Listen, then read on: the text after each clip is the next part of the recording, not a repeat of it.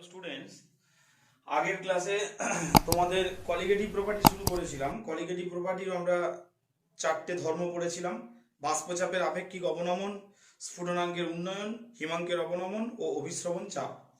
তো এখন বাষ্পচাপের আপেক্ষিক অবনমন সংক্রান্ত রাউলসের সূত্র আমরা এখান থেকে শুরু করব। বাষ্পচাপের খুব ইম্পর্টেন্ট জায়গা, আপেক্ষিক অবনমন পরীক্ষায় পড়বে এখানটা সংক্রান্ত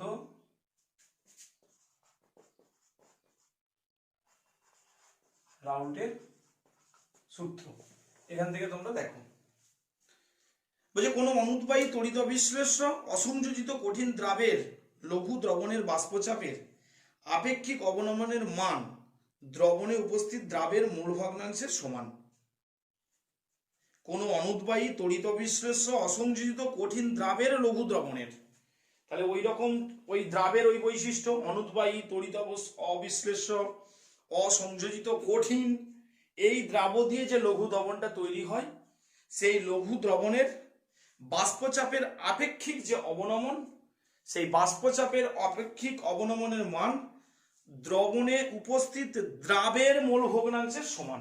দ্রাবের মোল ভগ্নাংশ যদি x2 হয়, তাহলে সেই x2 সঙ্গে সমান হবে কি ওই দ্রবণটার বাষ্পচাপের আপেক্ষিক অবনমন। কোন দ্রবণটার? না যেই দ্রবণটা তড়িৎ অবিশ্লেষ্য কঠিন অনুদ্বায়ী অসংযোজিত দ্রাব দিয়ে তৈরি, সেই দ্রবণের বাষ্পচাপের আপেক্ষিক অবনমন ওই দ্রবণটার দ্রাবের মূল ভগ্নাংশের সমান। মনে করি একটা অনুদ্বায়ী তড়িৎ অবিশ্লেষ্য অসংযোজিত কঠিন দ্রাবের দ্রবণে দ্রাবক ও দ্রাবের প্রথমে মোল সংখ্যা, দ্রাবকটার মোল সংখ্যা x1 আর দ্রাবকটার মোল সংখ্যা x2 ধরে নিলাম। দ্রাবকটার মোল সংখ্যা আমরা ধরলাম x2 ধরে নিলাম। এবার পরীক্ষা চলাকালীন দ্রবণ ও বিশুদ্ধ দ্রাবকের বাষ্পচাপ, দ্রবণের বাষ্পচাপ ভালো করে শোনো, দ্রবণের বাষ্পচাপকে আমরা ধরছি P আর দ্রাবকের বাষ্পচাপকে আমরা ধরছি P0। ঠিক আছে, তাহলে দ্রবণের দ্রাবক ও দ্রাবকের দ্রবণ ও দ্রাবকের বাষ্পচাপ P0। তাহলে রাউলসের সূত্র অনুসারে বাষ্পচাপের আপেক্ষিক অবনমনটা কি হবে? P0 মাইনাস, আগের দিন পড়েছিলাম আমরা, P0 minus P by P0, দ্রাবক মাইনাস দ্রবণ বাই দ্রাবক। সেইটা কার সঙ্গে সমান হবে? দ্রাবের মূল ভগ্নাংশ, এই যে দ্রাবের মূল ভগ্নাংশ x2, এই দ্রাবের মূল ভগ্নাংশের সঙ্গে সমান। এটা হচ্ছে আমাদের বাষ্পচাপের আপেক্ষিক অবনমন সংক্রান্ত রাউলসের সূত্র। কেমন? এই বাষ্পচাপের আপেক্ষিক অবনমন সংক্রান্ত রাউলসের সূত্র থেকে আমরা দ্রাবের আণবিক ভর নির্ণয় করব। দ্রাবের আণবিক ভর আমরা নির্ণয় করব এই সূত্রটাকে কাজে লাগিয়ে। এই যে দ্রাবটা নিয়েছি, এই তড়িৎ অবিশ্লেষ্য অসংযোজিত কঠিন অনুদ্বায়ী এই যে দ্রাবটা নিয়েছি, এই দ্রাবের আণবিক ভর আমরা নির্ণয় করব। প্রথমেই ধরে নিচ্ছি, এটা মুছে দিচ্ছি। তাহলে আমরা এখন কি করছি? এই রাউলসের সূত্রকে কাজে লাগিয়ে দ্রাবের আণবিক ভর নির্ণয় করছি। ঠিক আছে, তো দেখো প্রথমে আমরা যেটা করছি সেটা হচ্ছে ধরে নিলাম W1 গ্রাম দ্রাবকে W2 গ্রাম দ্রাব দ্রবীভূত আছে। দ্রাবকের ভরটা হচ্ছে W1 গ্রাম, আর এই তড়িৎ অবিশ্লেষ্য কঠিন অনুদ্বায়ী অসংযোজিত দ্রাবটা, সেই দ্রাবের ভর হচ্ছে W2 গ্রাম। তাহলে দ্রাবকের ভর হচ্ছে W1 আর দ্রাবের ভর হচ্ছে W2। ঠিক একইভাবে এর আণবিক ভর, দ্রাবকের আণবিক ভর হচ্ছে M1 আর দ্রাবের আণবিক ভর হচ্ছে M2। বোঝা গেল? হয়ে গেল। এবার বলছে সুতরাং মূল ভগ্নাংশ কি হয়ে যাবে? দ্রাবকের মূল ভগ্নাংশ যদি N1 হয়, দ্রাবকের মূল ভগ্নাংশ আমি লিখছি একটু, দ্রাবকের মূল ভগ্নাংশ যদি n1 হয় তাহলে n1 ইকুয়াল টু কি হয়ে যাবে বলো তো? মূল ভগ্নাংশ মানে কি ছিল? w1 বাই m1, তার নিজস্ব ভর বাই আণবিক ভর। দ্রাবের মূল ভগ্নাংশ n2 ইকুয়াল টু কি হয়ে যাবে? w2 by m2। তাহলে এই পর্যন্ত হলো। আমি কোণেতে এই দুটো মান লিখে রাখলাম, n1 equal to w1 by m1, n2 equal to w2 by m2। বাকিটা আমি মুছে দিচ্ছি। এই পর্যন্ত আশা করি তোমরা বুঝতে পেরেছো। এই দুটো আমি লিখে রাখলাম। এবার আমরা রাউলসের সূত্রটা লিখি। বাষ্পচাপের আপেক্ষিক অবনমন সংক্রান্ত রাউলসের সূত্র কি ছিল? p0 minus p by p0 equal to x2। x2 মানে কি ছিল এখানে? দ্রাবের মোল ভগ্নাংশ। তার মানে দ্রাবের মোল ভগ্নাংশ কি ছিল না, ওইটা প্লাস টোটাল দ্রাবক আর দ্রাবের মোল বিন হচ্ছে n1 প্লাস n2, আর ওর নিজস্ব হচ্ছে n2। ঠিক আছে, এই হয়ে গেল।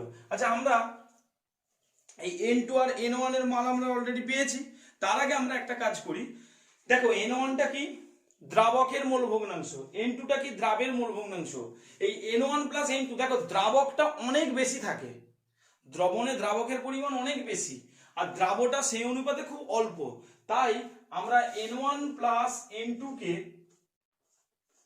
n1 ধরে নিতে পারি, কারণ n1টা হচ্ছে দ্রাবকের মোল ভগ্নাংশ আর n2টা হচ্ছে দ্রাবের মোল ভগ্নাংশ। তখন আমরা লিখতে পারি p0 minus p by p0 equal to n2 by n1।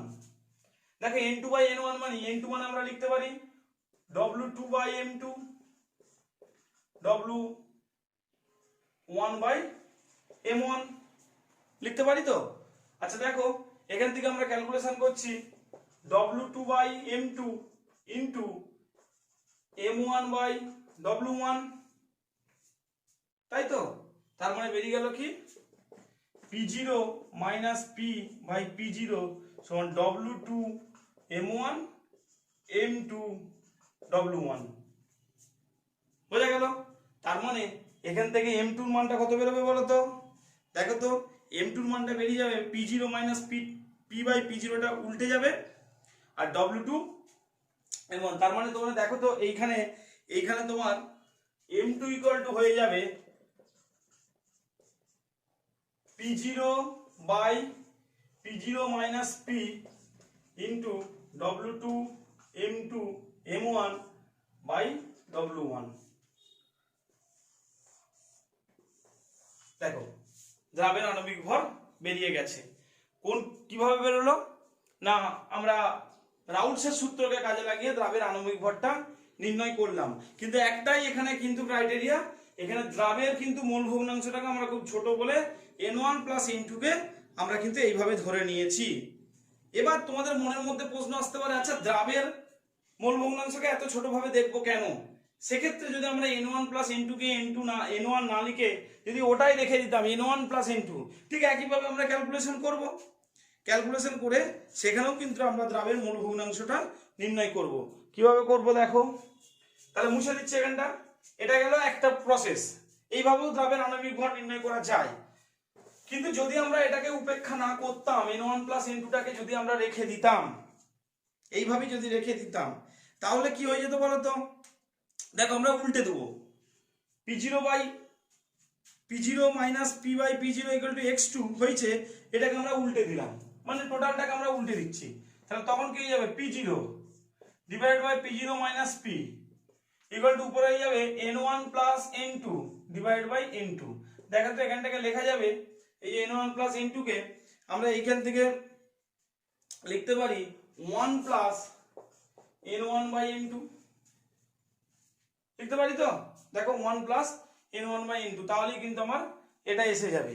এবার এই 1 প্লাস n1 বাই n2, তাহলে 1টাকে ওইদিকে নিয়ে যাচ্ছি, তাহলে হয়ে যাবে p0 minus p minus of 1 equal to n1 by n2। সেই n1 বাই n2 আমার আবার প্রসেসে এসে গেছে। এবারে n1 বাই n2টাকে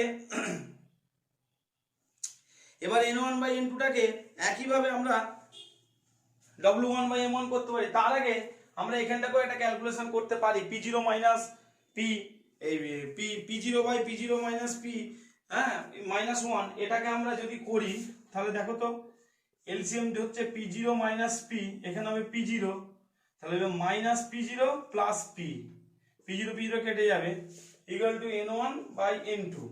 আমি উপর লাইনে লিখছি, এটা মুছছি, তার মানে এসে যাবে p/p0 minus P equal to n1/n2।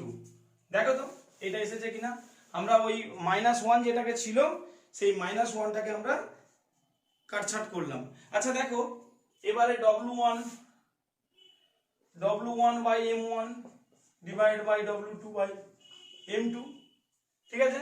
এখান থেকে কি বেরিয়ে যাবে, p/p0 minus P equal to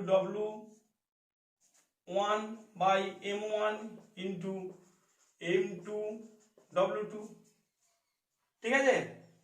তার মানে এখান থেকে কি বেরিয়ে যাবে, m2 ইকুয়াল টু কি বেরিয়ে যাবে, দেখো p/p0 মাইনাস পি কি আছে, এটাকে উল্টে যাবে, ঠিক আছে। m2 ইকুয়াল টু কি হয়ে যাবে, যেহেতু উপরে আছে তাই আমার এটাকে p/p0 থেকে যাবে equal to p/p0 minus P into আমার কি হয়ে যাবে m1 W2/W1, ঠিক আছে। m1 W2/W1 p minus p0, এইটা হয়ে গেল আমার। যদি আমরা উপেক্ষা না করি ওই n1 প্লাস n2 মানে দ্রাবের মোল ভগ্নাংশটাকে যদি আমরা উপেক্ষা না করি তাহলে এইটা বেরিয়ে যাবে। এই গেল আমার দ্রাবের আণবিক ভর নির্ণয়। তাহলে বাষ্পচাপের আপেক্ষিক অবনমন সংক্রান্ত আমরা সূত্র পড়লাম এবং সেখান থেকে আমরা দ্রাবের ভর নির্ণয়, আণবিক ভর নির্ণয় করলাম, দুটো প্রসেসে করলাম। এবার এই বাষ্পচাপের আপেক্ষিক অবনমন সংক্রান্ত সূত্রের প্রযোজ্যতাটা কি না, সূত্রটা কেবলমাত্র একটাই কথা, দ্রাবটাকে অনুদ্বায়ী হতে হবে, অসংযোজিত হতে হবে, তড়িৎ অবিশ্লেষ্য হতে হবে, কঠিন হতে হবে, তবে কিন্তু এই সূত্রটা খাটবে। আর কি সূত্রটা আরেকটা হচ্ছে শুধুমাত্র লঘু দ্রবণের ক্ষেত্রেই প্রযোজ্য। সূত্রটা অবশ্যই শুধুমাত্র লঘু দ্রবণের ক্ষেত্রে কিন্তু প্রযোজ্য, এটা খেয়াল রাখতে হবে। তাহলে তোমরা বাষ্পচাপের আপেক্ষিক অবনমন সংক্রান্ত রাউলসের সূত্র পড়বে এবং সেই রাউলসের সূত্র থেকে এই আণবিক ভর নির্ণয় করার প্রসেসটাও দেখবে। এর পরের ক্লাসে ঠিক একইভাবে আমরা স্ফুটনাঙ্কের দহনের স্ফুটনাঙ্ক উন্নয়ন এখান থেকে আমরা শুরু করব, ঠিক আছে। স্ফুটনাঙ্ক ধ্রুবক পড়ব, তারপর হিমাঙ্কের অবনমন পড়ব, একইভাবে রাউলসের সূত্র, বিভিন্ন ক্ষেত্রে রাউলসের সূত্র এবং আণবিক ভর নির্ণয় করা পড়ব। এইভাবেই আমাদের চ্যাপ্টারটা আগাবে, কেমন।